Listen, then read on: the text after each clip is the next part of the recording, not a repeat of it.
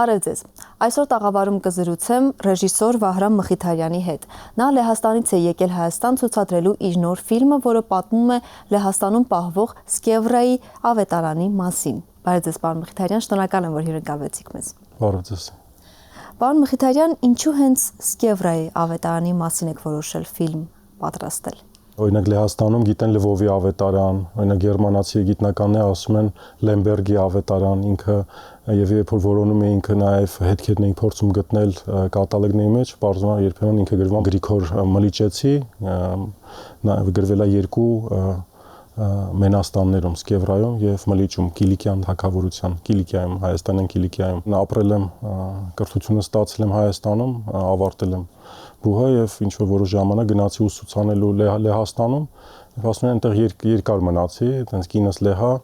ու կապվեցի Լեհաստանի հետ ու Սկևրայի ավետարանը փաստորեն ինքը մի այտենց արտեֆակտ է, որը կապված է հայերի միգրացիայի հետ եւ կարծես թե ինքը ընդգծում է այդ ամբողջ ճանապարհը, որը անցել են հայերը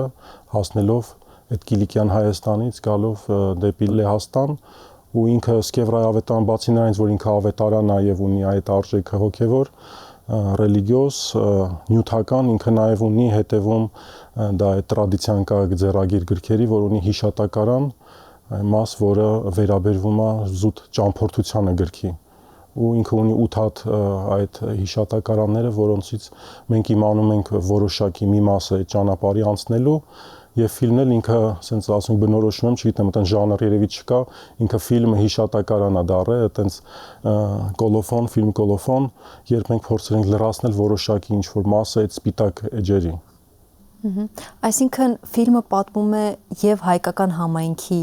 պատմության մասին, եւ այն մասին, թե ինչպես է հենց ավետարանը ճամփորդել, եթե չեմ սխալվում, երկրորդ համաշխարհային պատերազմի տարիներին, այո։ Հիմնականում դա այն մասը, որը կարող ենք մենք ցույց տալ, դա վերաբերվում էր այն հատվածին, երբ որ ինքը կորած է եղել, այդ եղել է երկրորդ համաշխարհային պատերազմից հետո, չգիտեն կոնկրետ որ մասում է ինքը կորեք ու փաստորեն լեհերի համար դա պատերազմը երկու կողմանի է եղել, քանի որ Ռիբենտրոպ-Մոլոտով համաձայնության բանով հարձակվել են Լեհաստանի վրա ոչ միայն Գերմանիան, այլ նաև Սովետական Միությունը։ Եվ փաստորեն այդ ժամանակ դեռ ինքը եղել է Լեհաստանում, քանի որ Լվովը ինքը եղել է Լվովի հայկական տաճարում, arczepiskoposarani այդ գրադարանում եւ պատերազմից հետո ինքը դուրս է բերվել լեհերի հետ, նաեւ հայերի հետ, որոնք լեհահպատակ հայերն էին, այդ լեհա հայեր են ասում, իրանք էլ որոշել են, որ քանի որ մնացել է սովետական միությունը արդեն Ուկրաինայի տարածքում հայտնվել Լվովը եւ Արվարձանները, իրանք էլ որոշել են այնտեղից դուրս գալ եւ գնալ Լեհաստանի այն հատվածը, որը մնացել է այդ երկրորդ համաշխարհային պատերազմից հետո որպես Լեհաստանի ժողովրդական պետություն։ Այսինքն կարող ենք ասել, որ հենց հայերի ձեռքով է այն բերվել Լեհաստան եւ այդպես էլ մնացել է Լեհաստանում հիշատակարանը։ Դե ինքը ճամփորդությունը էլի շարունակել է, այդ մենք հստակ չգիտենք, ֆիլմը փորձել է այդ ինչ որ բաներ վերականգնի ու այդ դոկումենտալ ֆիլմի դա բանն է, որ դու նյութին ես դիպչում ու հասկանում ես, որ նույնիսկ այն մարդիկ, ովքեր կան, իրանք էլ կարող է հեսա կարող է իրանք էլ արդեն չլինեն ու փորձես արագ ինչ որ բաներ իրականության մեջից այն ինչ որ կա հիշողություն, փորձել դա քաղել եւ ինչ որ ձևի ֆիքսել եւ այն ինչ որ մենք հստակ, ասենք ֆիլմի ընթացքում հասկանում ենք, որ այդ գիտնականների ովքեր ում դիմել եմ ես ու իրանք մի քանիսն են ու տարբեր ազգերի են,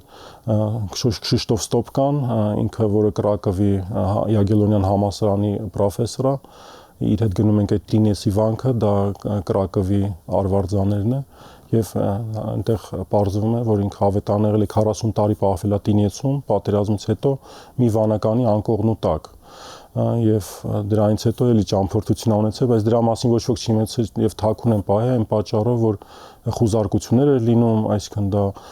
անվտանգության այդ ծառայությունները իրան կաթոլիկ եկեղեցու հետ բավականին այտենց սուր հարաբերությունների մեջ էին եւ դա թաքուն էր պահվում ու դա բարդացնում էր խնդիրը, քանի որ այդ թաքուն պահելը նաեւ իրանք չէին իրանք կատալոգներում չէին գրում, ոչ միտեղ դա չէր գրանցվում, իսկ այդ մարդիկ արդեն չկան, մենք ասենց կտոր փորձում ենք դա հավաքել այն ինչ որ հնարավոր էր։ Եվ ֆիլմը կոչվում է «Կորսված, գտնված եւ թաքնված»։ Այսինքն ֆիլմը ինչպես է կառուցված։ Հետազոտողները, գիտնականները պատմում են ավետարանի մասին, այո։ Այո, ֆիլմը սկսվում է առաջի գիտնականը, որը հայտնվում է ֆիլմում, այդ քրոնոլոգիայի մեջ, դա Կլոդ Մուտաֆյանն է, պրոֆեսոր Կլոդ Մուտաֆյանը, ով փարիզաբնակ, հայտնի է երևի շատերին, եւ հանճարեղ կերպար է ինքը լինելով մաթեմատիկոս, երբ թոշակի անցել, սկսել է զբաղվել պատմությամբ ու Կիլիկիայի խոշորագույն մասնագետներից է Եվրոպայում։ Ներածության մի բան ունեն, քանի որ գրքի պատմությունը ավելի քան 800 տարվա պատմություն է ու դա շատերի համար, օրինակ դրսում մենք որ Կիլիկիա ասում ենք, մենք հասկանում ենք ինչի հետ գործ ունենք, այդ Լևանտայի երկրները այդ խաչակիրների պետք է ներկայացնել, ու այդ ներկայացման մասը Կլոդ Մուտաֆյանն է անում եւ ընտրել եմ բոլոր մասնագետներին այն բանով, որ իրանք ինչ որ ձևի առնչվել են գրքի հետ, այսինքն գիրքը իրանց վրա էլ ինչ որ հետք թողել է ու այդ մարդկանցից մեկը Կլոդ Մուտաֆյանն է, ով 2007 թվականին գիրքը ներկայացվեց Մարսելում մի ցուցահանդեսի ժամանակ, ցուցադրվեց այնտեղ գրչի հրաշքը, կարծես թե թարգմանությամբ այդպես էր թարգմանում եւ այնտեղ մեծ կոլեկցիա էր ու Կլոդ Մուտաֆյան նաեւ պրոպագանդեր, ինքը քարոզիչ է նաեւ հայ մշակույթի ու շատ հաջողված ցուցահանդես էր։ Եվ այնտեղ ներկայացնում էր առաջին անգամ ներկայացվել է Սկևրայի ավետարանը այդ Մարսելի ցուցահանդեսում, որից հետո էլի թաքնվել է ինչ պատճառներով, քանի որ խնդիր կար իր սեփականության հետ, բարձ չի թե ինքը ում էր պատկանում, ու մինչև հիմա էլ այդ խնդիրը կա, բայց ինքը ում կողմից է գրվել նույնիսկ այո։ Չէ, գրվելը գիտենք հենց այդ կոլոֆոնների շնորհիվ, այսինքն հիշատակարանի շնորհիվ գիտենք, որ Գրիգորն է գրել Ստեփանոսի պատվերով եւ հիշատակում է Ներսես Լամբրոնացին, որ դա այդ տեղը Լամբրոն ամրոցի արվարձաններում է, բավականին մանրամասն նկարագրված է եւ այդ մասին, այսինքն ծագումնաբանության մասին շատ հստակ մենք գիտենք, որ Լևոն II-ի թագադրության մասին, քանի որ թեորիա կար, որ Սկևրայի ավետարանը ինքը նաեւ թագադրական է եղել, այսինքն 1198-99 թվականին, երբ որ հունվարի 6-ին այդ երկու բանն են, մի քիչ վիճում են իրար հետ, չնայած հանգում են 98 թվականին, որ հունվարի 6-ին, երբ թագադրությունը տեղի ունեցել, դա եղել է թագադրության ժամանակ, չնայած հստակ չկա այդ կոլոֆոնը, բայց նշվում է նաև Լևոնի մահը, կոլոֆոնում կա այդ հատվածը մի նախադասության, որ 1219 թվականին Լևոն առաջին թագավորը մահացավ։ Եվ այդ հետքերով ինքը փաստորեն դրանից հետո էլ նշում չկա ու գիտենք, որ ինքը Կիլիկիայից դուրս է գալի այտենց այդ հատվածը եւ մյուս կոլոֆոնը հայտնվում է 1422 թվականին, այսինքն այդ հատվածը 1219-1422, չգիտենք ինչ է տեղի ունեցել իր հետ։ Դուք իհարկե նշում եք որոշ պատմական դեպքեր կապված ավետարանի հետ, բայց հետաքրքիր է, երբ ուսումնասիրում եք ավետարանը հենց ֆիլմի պատրաստման համար, ինչն է ձեզ ամենաշատը զարմացրել եւ միգուցե նոր բացահայտումներ է եղել ձեզ համար։ Դա երևի թե ֆիլմի համար էլ ինքը դարձավ, ես ասում եմ, դա ինչ որ մանիֆեստ է եվրոպական ժառանգությանը պատկանելության մասին, երբ որ դու հասկանում ես, որ ինքը մեր համար, այսինքն ավետարանը քրիստոնյաների համար, բայց դա քանի որ գիրը մեր համար բացառիկ արժեք է նաև պետականապահպանման գործում, բայց հետո հասկանում ես, որ որոշ դա ազգային բանից դուրս է գալի ու գիտնականներ, օրինակ մարդը, որ գտել է ավետարանը, այսինքն վեր գտել է, քանի որ ինքը թաքցված է եղել ու այդ 85 թվականին Գնեզնոյում ա եղել եւ 93 թվականին 1993 թվականին պատական դա գերմանացի մի գիտնական ուղղակի իրան ցուցադրվել է ու ոչ ոք չգիտեր որ դա ինչ է, այսինքն հետքերը այնքան է կորել որ կա ինչ որ մի գիր որ բոլորը գիտեն ինչ որ արժեքավոր է, բայց չգիտեն իր պատմությունը, ոչ ոք հայերեն չգիտի որ կարդա, հա, ինչ որ Ալեքսանդրովիչ անունով գրադարանավարը այդ Գնեզնոյի arczepiskoposարանի գրադարանի ցույց է տալի որ լավ այտենց հետարքիր գիրք կա, նայեք, գիտեն որ հայերեն լեզվով, բայց ոչ ոք չի կամ կարդա դա հետազոտության արդյունքում պրոֆեսոր Պրինցինգը հայտնաբերում է որ դա հենց այդ կորած Սկևրայի ավետարանն է, որտեղ ինքը համարվում էր անհետ կորած, այսինքն ինքը արդեն վառվել է, չգիտեմ ինչ ա եղել իր հետ, բայց ու վերականգնվում է ինքը Մայնցում, Յան Գուտենբերգի անվան ինստիտուտում եւ առաջի աշխատությունը, որը հրավիրվում է Բարբարա Շմիդտը, դա Լուվենի կաթոլիկ համալսարանի պրոֆեսոր է, որը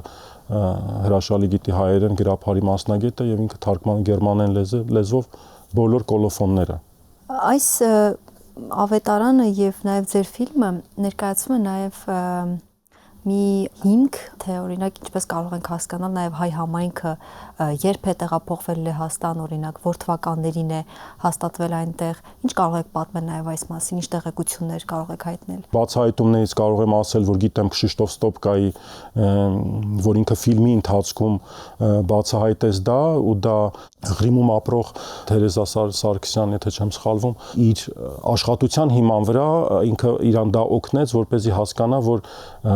ավետարանը եղել է Ղրիմում, այսինքն եկել է Լեհաստան Ղրիմի տարածքից, հաստատ որ եղել է այնտեղ ու 1592 թվականին ունենք վերջի հիշատակարանը, վերջի երկու հիշատակարանները, որտեղ հաստատ գիտենք, որ ինքը այնտեղ նշվում է Զիգմունդ III թագավորը եւ որ հայտնվել է արդեն Լեհաստանի տարածքում եւ ենթադրում ենք, որ ինքը արդեն Լվովում է կամ Լվովին հարակից ինչ որ մի հայաբնակ տեղանքում։ Պարոն Մխիթարյան, դուք նշել եք, որ ֆիլմի պատրաստման գաղափարը ձեզ մոտ առաջացել է նաև անձնական պատճառով, երբ նկատել եք, որ ձեր աղջիկը ձուլման ճանապարհին էր, այո։ Ինձ թվում է դա անխուսափելի ինչ-որ մի բան է, քանի որ դրսում ապրելով, գիտեք, հայկական համայնքը ինքը երբեք մեջ չի եղել, ու որ այտենց որ պատկերացնում ենք, իրանք շատ համատելով ասեմ, որ Լեհաստանում հայերը ունեն հատուկ ստատուս փոքրամասնության, այսինքն այնտեղ բան կա որոշակի օրենսդրական հիմնավորումներ կան եւ օրինակ բացի հարևաններից 9 ազգություններ են ընդամենը փոքրամասնության այդ ստատուսը ունեն, բացի հարևաններից, որը ուկրաինացի, հա, չեխերը, գերմանացիները, միայն հրեաներն են եւ հայերն են, որ ունեն այդ ստատուսը ու դա եթե համեմատենք, այսինքն հրեական համայնքի մեծությունը, քանակը, որ ամբողջ այնտեղ քաղաքները տենց գետոներ, հա, այդ որ գիտենք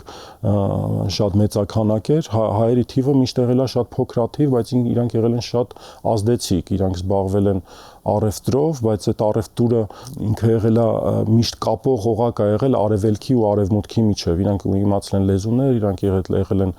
դիվանագետներ ու այդ ամբողջ համակարգը շատ լավ աշխատել է, այսինքն այդ քարավանը պատկերացրեք ոնց 17-րդ դարում, այսինքն գնալ այդ ամբողջ ճանապարհը ապահովել, փոքրաթիվ է այդ համայնքը ու շատ ցիրուցան է ինքը։ Երբ որ այդ ասում եմ այդ ժամանակն է 10-րդ դար, իրանք